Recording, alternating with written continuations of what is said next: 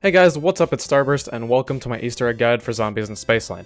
This tutorial will hopefully help you unlock the Soul Key trophy / achievement, and will hopefully make it easier for you to do so whenever you please. Before you begin the Easter egg, you'll need to construct the Steadicom. Steadicom consists of a boombox, calculator, and umbrella. These parts randomly spawn throughout the map. I know all the locations, so I'll be able to show you them here so you don't have to restart like a lot of people have been doing just for the umbrella, because for some reason people are too lazy to look for it. Anyway, the first spawn you can check for the boombox is right outside of the spawn next to the popcorn cart on the lower bridge. Like I said, that's right next to spawn. The second spawn for the boombox is inside the Kepler area. Open the door to the left and go up the stairs, and it will be sitting on the countertop of the restaurant that leads over toward the fountain. The final spawn is downstairs in the orange tiled room with racing stripes on the counter next to a coffee pot. The calculator and umbrella can also spawn right outside of the spawn room next to the Pack-a-Punch portal. The calculator can be on a bench, which is right in front of the Pack-a-Punch portal entrance, and the umbrella can spawn on a red bench right next to the bottom of the slide. The second calculator spawn is also in the Kepler area, although this one you only need to open the first door to actually get into the Kepler area, and you can just run around to the Gator's Mouth, head up the stairs near the Chromosphere, turn left, and go near that cafe, and it should just be sitting on one of the benches over there. The last location for the calculator is in the arcade on top of a blue lid trash can in the upper area next to the cryptid throwing game. The umbrella is undoubtedly the hardest one of the three pieces to spot, so don't be surprised if you accidentally pass it up because it's black and white. The first spawn, like I said, is right on a red bench next to the slides. The second spawn is inside the Polar Peaked gift shop on a counter next to the ramp that leads up to the power switch. It should just be sitting on the counter over there. It's really hard to miss once you know where it is. And the last place for the umbrella is in Journey to Space next to the rocket trap switch over by Tough Enough. This one is easily the hardest one to spot because it's a really dark area in general, so don't be surprised if you accidentally walk past it while you're looking for it. After you have all the Steadicom pieces, you'll need to go into the Pack-a-Punch room. There isn't anything specific you need to do in there for this step to like activate or like for the Easter egg to even start, but I always release the elemental upgrade drones on the table since you'll need them later anyway, and then you can just go on to the next round. Once you've progressed to the next round after you've gone into the Pack-a-Punch room and have the Steadicom pieces, the UFO that's stuck in the mountain should start blinking, and eventually you'll start playing a bunch of tones along with colors.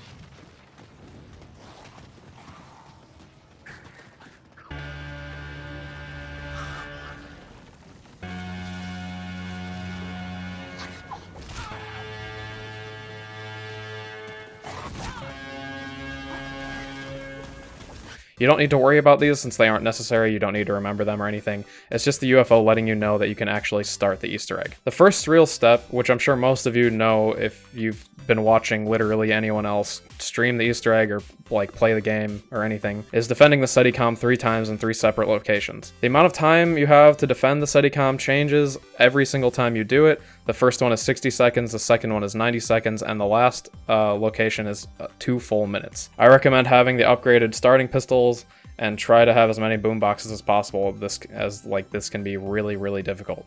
In order to get the Steadicom after the UFO has done its blinking, just go up to Hoff, press square or X or F depending on what system you're on, and you should get the little sticker showing the completed Steadicom. The possible Steadicom defend locations are as follows. Right in front of the Polar Peak bridge, this is undoubtedly the easiest one. In the Polar Peak gift shop, this is another really easy one. The fountain right outside of the gift shop, this one is probably the hardest spot. Near the bomb stoppers in Kepler, this is another really difficult one, but it's manageable if you have boomboxes or good Fate and Fortune cards. Inside, or in front of the velocity trap in Journey to Space, near where the blood splat is, just right in front over there. This one can be pretty tricky too if you don't have enough firepower or any boomboxes. And another one is the entrance to the bumper cars. This one is super easy since there's only 2 entrances for them to get in, and then down in the racing stripes room, where you picked up the radio if it spawned down there. The racing stripe room, Polar Peak entrance, the gift shop, and the bumper cars are easily the easiest ones to do. So if you get those locations, then you should be set as long as you have enough firepower or any kind of cards to defend you. If you get unlucky, sometimes it might be worth restarting, as wasting rounds is not recommended for this Easter egg. After you've completed the Steadicam defense step, start working on either the face melter, which at the time of me recording this video hasn't been found yet, the head cutter, discord, or shredder. These make the boss fight a lot easier and are needed for the very final step later on in the Easter egg anyway, so it's better to just get them to begin with, because they will end up saving your life. After you have any of the previously listed buildable pistols and are ready for the fight, go talk to Hoff and he'll give you a speaker.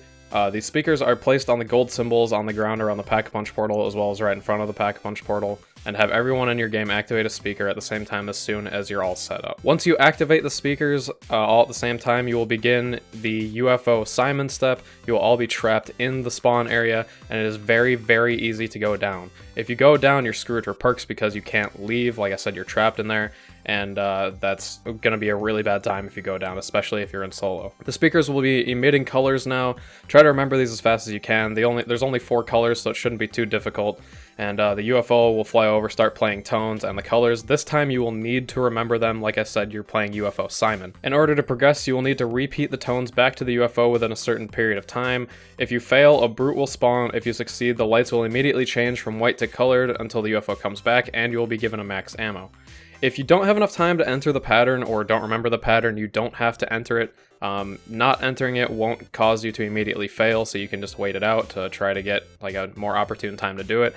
However, if you do enter the code wrong or don't enter it fast enough, a brute will spawn, like I said earlier, and that's never fun to have, especially when there's tons of zombies running around. After you've done the pattern 3 times, clowns will start to spawn in, and eventually, after the clowns are done, the aliens will appear. There's 1 per player depending on how many you're in, so solo gets 1 and 4-player gets 4, which is an absolute disaster in 4-player. This Easter egg, I'm fairly certain, is impossible in 4-player, so I would recommend doing at least, or at most 2, and if you can, do it by yourself. The aliens are major bullet sponges, and the color on its necklace shows how close it is to going down. The colors are green, yellow, and red, and obviously the closer it gets to red, the sooner it's going to go down. Once the alien is at red, it's really close to going down, and once it does go down, it'll just be kneeled over, it'll be highlighted green for you, and you'll need to run up behind it and melee the blue coils in its backpack. You'll need to do that twice, and then the 3rd time you knock him down, he will be permanently dead. After the boss fight is over, a drop will spawn right in front of the Pack-a-Punch portal called Alien Fuse. You can take this into the Pack-a-Punch room,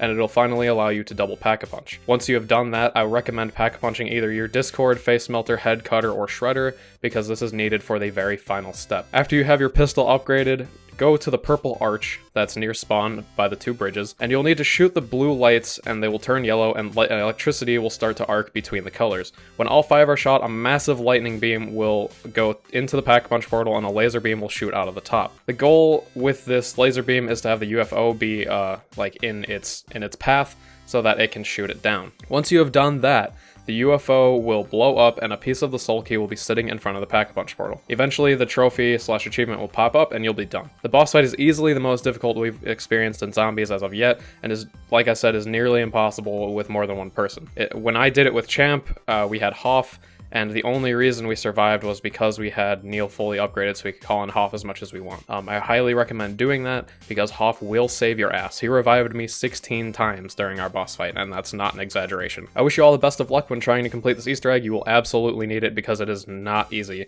It took Champ and I around 10 attempts to get it. I could have easily completed it on solo, but again, I don't like playing solo unless I'm doing something else other than trying to find speedrun, or not find speedruns, find Easter eggs or complete Easter eggs for the first time. Thank you all for watching. I hope this tutorial helps, and I will see you all in the next one.